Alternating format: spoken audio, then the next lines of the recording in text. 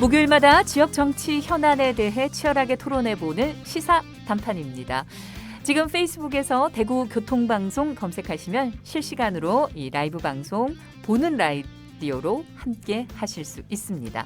자, 오늘은 정부가 고령 운전자에 대한 조건부 운전면허 제도를 도입하기로 했는데요.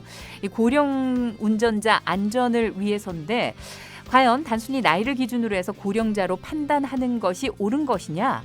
운전을 업으로 하는 고령자들은 어떻게 하라는 거냐? 이렇게 불편함을 호소하는 의견도 많습니다. 자, 그래서 오늘은 고령 운전자 교통 안전 대책 과연 어떤 방향으로 가는 것이 바람직한지 이야기 나눠볼 텐데요. 우리 청취자분들 가운데서도 아마 여러 의견들이 있으실 것 같아요. 여러분들의 의견도 문자로 기다리겠습니다. 오늘 대구시의회 더불어민주당 강민구 의원 그리고 국민의힘 정경원 의원 두 분 나오셨습니다. 어서 오십시오. 네, 안녕하십니까. 민구 강민구입니다. 예, 안녕하십니까. 정경원입니다. 네, 두 분은 이 고령 운전자의 고령이 몇 살 정도라고 그냥 개인적인 의견입니다. 이건 법이나 이런 게 아니라 네. 개인적으로. 저는 한 70세는 넘어야 안 되겠냐 싶습니다. 70세를 기준으로. 경로당에도 네, 70세 되셔도 경로당에 잘 못 갑니다. 막내죠. 막내가 네. 아니고 한 80 돼야 갔어요. 아, 그렇군요. 저는 운전자 기준으로 했을 때는 네. 만 65세 정도가 고령자 운전자. 아, 조금 더 빡빡하게 그렇죠. 예, 보시네요. 65세. 예, 예. 그러면은 이제 65세 이후부터는 조금 운전하는데 좀 어려움이 있지 않겠나라는 의견이신 거죠? 아무래도 조금 젊은 사람보다는 조금 불편하실 판단력이나. 거다. 네. 예, 이렇게 보고 있습니다. 그러면 먼저 이 고령자 교통 안전 종합 대책 이게 어떤 내용인가요? 예, 이번에 정부가 교통 안전이 기본 권리로 보장되는 나라 이런 비전으로 해서 만 65세 이상 고령 교통사고 사망자를 앞으로 2023년도까지 반으로 줄이겠다. 네네. 이런 목표를 세우면서 종합 대책을 마련했습니다. 세 개 부서에서 마련을 했는데 경찰청, 행정안전부 그리고 국토교통부에서 지금 마련을 했었는데요.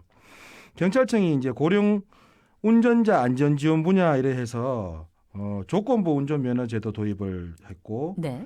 그리고 세부 조건을 마련해서 우리 고령자분들이 안전교육이라든지 노면 표시 인성 확보와 같은 교통안전시설 개선 분야에 15가지 네. 그리고 행정안전부가 관리하는 고령 보행자 보행안전 확보 분야는 노인 보호구역을 확대를 하고 시설 개설 및 전국 단위 통합 관리 등 실보정 관리한다. 네. 이런 내용하고 무엇보다도 교통약자가 보행하는데 그 속도 기준을 조금 더 빨리 할 수 있게 네네. 만들자. 이래서 보행신호 자정 연장 시스템이라든지 이런 관련 항목에서 9개 과제를 제시를 했고 국토교통부는 교통복지 기반 구축이라는 분야로 해서 핵심적인 내용이 공공형 택시, 저상버스 그리고 현대차 셔클 서비스라는 제도가 있는데요. 이 셔클 서비스가 뭐냐면 셔틀하고 서클의 합성형인데 현대차에서 앱 호출 기반으로 제공하는 승합차 합성 서비스예요. 그래서 수요자가 노선과 차량 배치 등을 자기가 선택을 할 수 있게 네. 이렇게 관리하는 그 제도를 도입하겠다.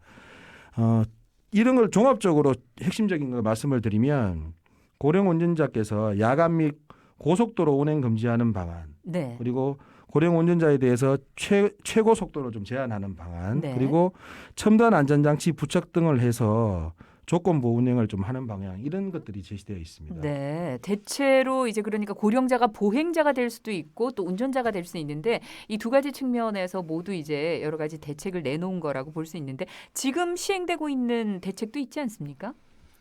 네, 있습니다. 가장 대표적인 게 운전면허 자진 반납제도입니다. 네, 이게 고령자가 효과가 있을까요?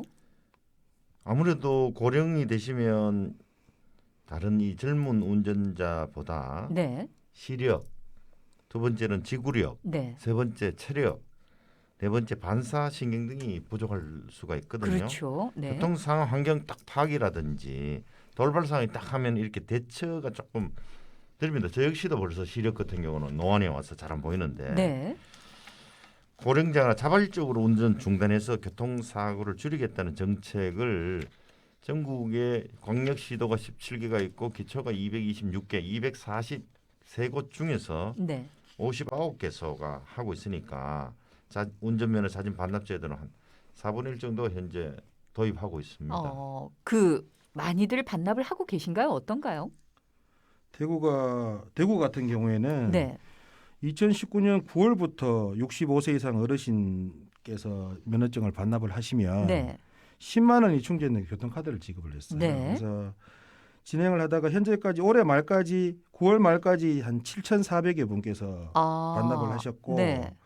시행 초기에는 경찰서라든지 그 운전면허 시험장에서만 반납을 해서 네.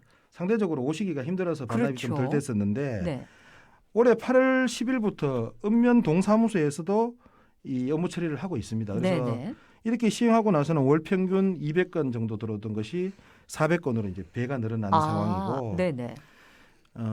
보시면 전국적으로 이 반납 제도를 시행을 하고 있긴 한데 대구시가 반납률이 전체 우리 어르신 운전면허 가지고 계신 분 중에서 3.2%로 네. 전국에서 두 번째로 높은 현황을 보이고 있습니다. 비교적 네. 높다. 굉장히 우리 어르신들 시민의식이 높다고 보셔야 될 것 네, 같아요. 시민의식도 높고 반납률도 높으신데 그러면은 사실 지금 저희 문자판에도 이 나이만으로 65세 이제 이상 그 운전자분들에게 잦은 반납을 유도하고 있는데 나이만으로 이런 걸 규제하는 것이 맞다고 보시는지 어떻게 생각하시나요? 고령 운전 하시는 거는 뭐 무조건 하는 거는 옳지는 않다고 생각을 하는데요. 네. 2019년에 한국안전학회에서 네. 조사한 게 있어요. 고령 운전자 인지 반응 시간에 대한 연구에 해서 인지 반응 시간을 조사해 보니까 51세까지는 거의 뭐 똑같은 수준을 인지하는데 네네. 65세부터 85세 구간에서 급격하게 무슨 사건을 나타나면 갑자기, 인지하는 네. 시간이 느려지는 현상이 보고가 되고 있습니다. 네. 시뮬레이션 결과인데 실제는 더 늦어진다고 생각을 하고 있고 네. 65세 고령자 정환 운전 능력을 평가하는 기준도 한 번 더 사람마다 좀 다를 수도 있지 않습니까? 그렇죠. 네. 그래서 교통안전과 이동권 보장하는 이런 다방면의 새로운 제도가 도입을 중앙정부가 곧 하려고 하고 있습니다. 그러면은 중앙정부의 계획은 그렇고 대구시에서는 지금 현재 어떤 계획들을 갖고 있나요? 고령 운전자 안전 대책에 대해서? 대구시는 우선 그 중앙정부에서 지침을 어느 정도 큰 틀에서 큰 틀을 마련해주면 거기서 세부가 있는데요. 네. 아직 아까 말씀하신 우리는 운전자도 있지만 고령 운전자가 네. 보행자도 있잖아요. 그렇죠. 그러면 지금 현재 횡단보도 같은 경우는 그 횡단보도 시간을 주는 게 1m당 1초인데 고령자는 0.8m당 1초를 주는데 이것도 더 늦어지면 0.7m당 1m 교통 신호를 네네. 준다든지 보행자도 중요하지 않습니까? 그렇죠. 이런 부분에 세부적인 거는 계속 마련해 가야 됩니다. 아직 뭐 네. 뚜렷하게 나와 있는 건 없습니다. 네. 아까 우리 강민구 의원님도 말씀을 하셨지만 무턱대고 이걸 반납을 하라. 그리고 연세가 많으니까 뭐 운전면허증 반납해야 돼. 이런 건 아닙니다. 네. 그렇지만 우리 대구시는 그 고령자의 인지 능력이라든지 운동 신경, 시력 등을 파악하는 수시 적성 검사 제도를 좀 도입을 생각을 하고 있어요. 네. 그래서 이런 것들을 해서 운전 가능 여부를 결정한다 그러면 이 받아들이는 입장에서도 좀 이해가 되실 것이고 네네. 과학적인 데이터를 나와 있는 상황이기 때문에 네. 그런 부분도 조심스럽게 좀 진행을 해야 된다 이렇게 보고 있습니다. 네. 저희 휴대전화 끝자리 이 0739 쓰시는 애청자분의 지적도 있는데 우리가 이제 그냥 일반적인 운전자만을 생각했지만 사실은 이 트럭이라든가 운수업이라든가 이렇게 생계가 걸려 있는 운전자분들이 그렇지만 그분에게는 생계지만 만약에 그 고령 운전자가 사고를 했을 때는 보행자는 생존이 달린 문제니까 그 부분에 대해서 지금 고민을 좀 하고 계신 것 같아요. 우리 청취자분이. 그러면은 이런 운전을 업으로 생계수단으로 하시는 분들에게는 어떻게 해야 될까요? 정부가 조건부 운전면허 제도를 지금 생각하고 있습니다. 네. 고령자의 운전 능력에 따라서 야간이나 고속도로 운전을 할 이런 거는 조금 금지하고 제한하자는 내용이거든요. 네네. 그리고 금방 그 정경훈 의원님 말씀한 수식 적성 검사를 하고 사람마다 좀 다를 수가 있고 네네. 그리고 또 이 교통사고로 인해서 계속 사회적인 잡음이 나고 뭐 시시비비가 있는 많죠. 거를 늘어나죠. 네. 줄이는 방법으로 하는데 네. 우선 우리가 하는 거는 치매라든지 정신질환을 앓고 있는 고령자 같은 경우는 운전을 즉각 제한하는 방법 같은 경우를 제한해야 되는데 지금 없거든요. 이게. 네네. 이런 아, 거를 아직 거기에 대해서 지금 아무런 빨리 추진하겠다는 겁니다. 네. 그래서 이제 최대한 여러 가지 지금 사람마다 다른데 뭐 테스트를 해서 제한하는 방법 네. 아니면은 그냥 나이로 하기는 무리가 있지 않겠습니까? 네. 그러니까 거기에 대해서 객관적으로 서로가 받아들일 만한 기준을 만들겠다라는 말씀이신데 예, 그렇습니다. 예. 조금 늦지 않았나, 조금 빨리 만들어졌으면 하는 그런 바람들이 많은데 우리가 참고로 삼을 만한 해외 사례는 없을까요? 아무래도 미국에서는 네. 일부 주에서 운전면허 갱신 요건도 일반인과 고령자 갱신 주기를 조금 달리하고 있기도 하고요. 네네. 캘리포니아나 조지아주 같은 경우는 네. 의사의 소견을 꼭 첨부하기도 하고 네. 일본에는 1998년부터 운전면허 반납 제도를 시행하는데 반납하면 정기예금 추가금리, 관광요금 할인, 온천 할인, 물리치료 할인 등 여러 우대를 하고 있고요. 네네. 만약 70세 이상의 운전자가 면허를 갱신하면 운전교육을 추가로 더 하는 받게. 이런 네. 또 옵션도 걸어놓았습니다. 네. 아까 제가 그 업으로 하시는 분들에 대해서 잠깐 보충 설명을 좀 드리면 네. 대구에 개인 택시가 굉장히 좀 많습니다. 네. 10,000대 정도가 있는데 네. 개인 택시 기사분들 절대 오해하지 마시고 네네. 들어주셔야 됩니다. 개인 택시 기사분들의 절반이 65세 이상이에요. 그러니까 1만 대 가운데 예. 5,000대 가까이가 4,957대가 네. 이제 65세 이상이신데 안타깝게도 어제 대구 중구에서 80세 되시는 기사분께서 80세 되시는 예, 기사분? 예, 네. 차가 사고가 나서 네. 한 명이 사망하고 두 명이 부상당한 사고가 있었어요. 아. 그래서 이게 주목할 만한 게 법원에서 판단이 어떻게 나냐면 작년에 택시 기사가 소속된 그 회사에서 해고 통보를 했었는데 네. 이분이 이제 이의 제기를 했어요. 근데 아.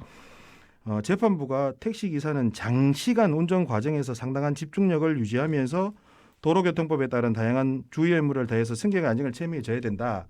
그래서 연세가 65세 이상 되는 분들에 대해서 평가 점수를 감점을 해도 네. 이거는 정당하다는 저촉되지 않는다. 판례가 있습니다. 아. 그래서 그런 부분에 대해서는 좀 참고를 좀 우리가 참고를 좀 해주셨으면 해야겠네요. 좋겠다. 이런 자, 지금 오늘 그 토론 내용으로 봐서는 우리가 이 고령화 사회로 뭐 급속하게 달려가고 있는 거에 비해서는 이 고령 운전자에 대한 객관적인 기준이나 평가 잣대가 아직 없다는 게 좀 많이 아쉬웠고 지금 빨리 이 정부 정책을 통해서 이게 좀 세워진다면 시시비비나 감정적인 문제가 아니라 서로가 받아들이기 쉽지 않을까라는 생각을 해보게 됐습니다. 오늘 내용 감사하게 잘 들었습니다. 네, 고맙습니다. 감사합니다. 네.